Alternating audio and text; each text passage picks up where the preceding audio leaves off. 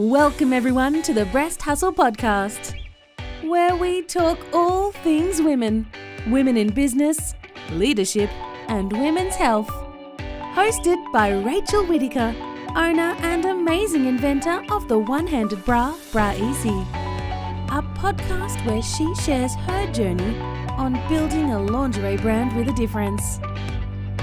And now, here's your host, Rachel.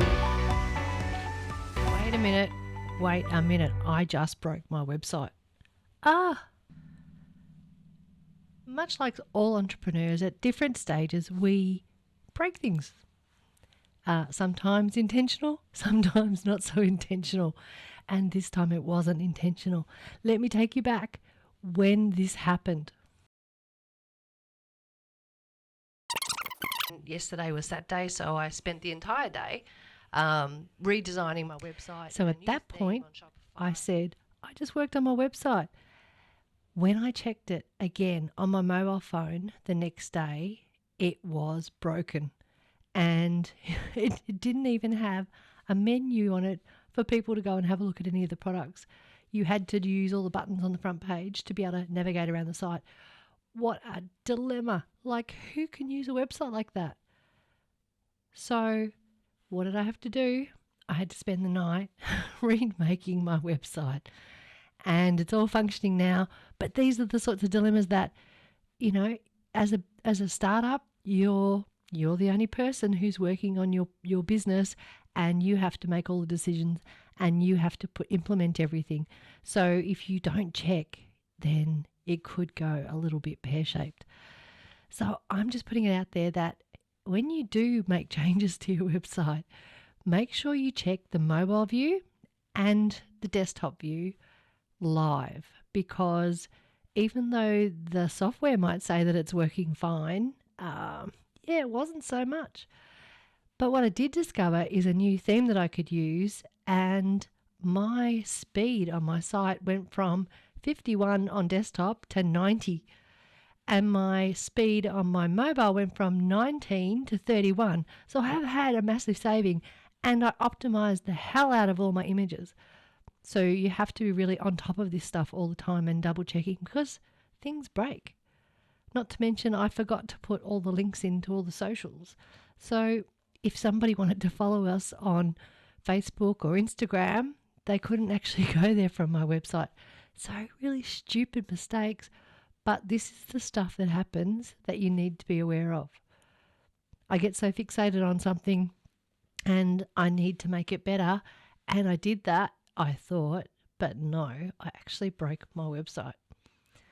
So guys, don't just be checking all the time. You can do it. And I guess I just didn't make any sales during that period. It was only overnight, so I was able to make it better. But yeah, just keep checking. Check your data all the time. Lessons. So the key is not to be disheartened when these things happen, and you really can fix it. You just need to take the time to do it. Sometimes it's a really inconvenient time for you to go ahead and check these things. But really, this is your business. So if one of the major corporations that you work for, if their website was down, it would be a panic and all hands on deck to try and fix it up. And that's what I did. I panicked for a minute, went straight to the website and went through and worked out the issue. It was the theme. It was crap. So if you download something and then later on go and get an update, just check that you're getting what you paid for. I guess I didn't check enough. It looked good, just saying, but no. So let's talk about the process that I went through to actually get my website up and running. And I've used multiple platforms. I've tried different ones. And there's a big conversation about, do you use Shopify or WordPress? And it depends on what your business is all about. If it's a service-based industry, WordPress goes really well and works really well, especially for blog posts and podcasts. So this particular website that I've got for the Breast Hustle, .com is on WordPress, which I made in a couple of hours. It was pretty easy to use and really pretty. Like, I liked all the images that they had. The features were easy to drop and drag and make it work the way I wanted to work. But from a business perspective, the Bra Easy website, braeasy.com, is based on Shopify because it gives me the ability to blog about the product, gives me the ability to put videos in. We've got product images, and the payment processes are really easy through Shopify. So the fact that there's unlimited pages, I have written, I think it's 183 pages of content, which then has enabled my business to rank number 1 on Google organically for adaptive bra.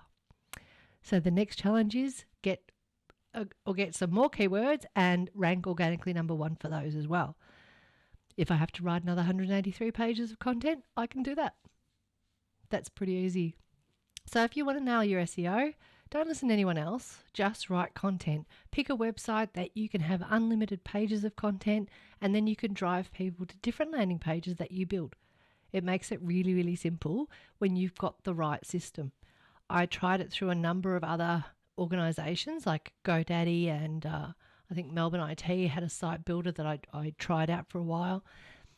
Those really didn't suit me because they kept wanting me to pay for more pages, and I knew that SEO is based on those keywords and how you can drive traffic to your website organically. I don't want to be paying for ads all the time on all of these platforms to rank organically. You don't need to.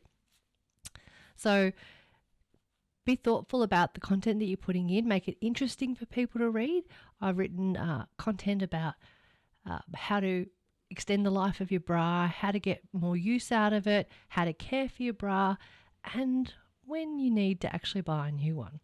Because ladies, you can't hold on to your bra for 12 months and expect it to be as great as it was when you first bought the bra. They do have a lifespan, and typically 6 months is how you're going to get most out of them. Get the most out of just in that 6-month period, I mean.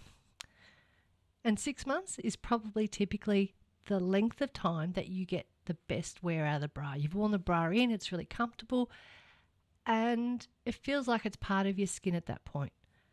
And it's a bit like wearing in a new pair of shoes. Nobody really wants to do it, but if you buy the right bra in the first instance, that is comfortable, then you don't have that problem. The same with buying an expensive pair of shoes.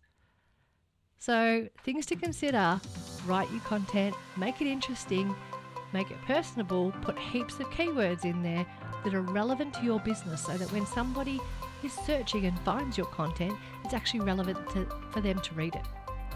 But this is Rachel, and thank you so much again for listening to our podcast. This is a really quick one today because last week I made it a bit long, and that's not the point. I just want you to enjoy the content that I'm putting out. Thank you for subscribing and watching all our videos, and I'll see you again next time. Bye.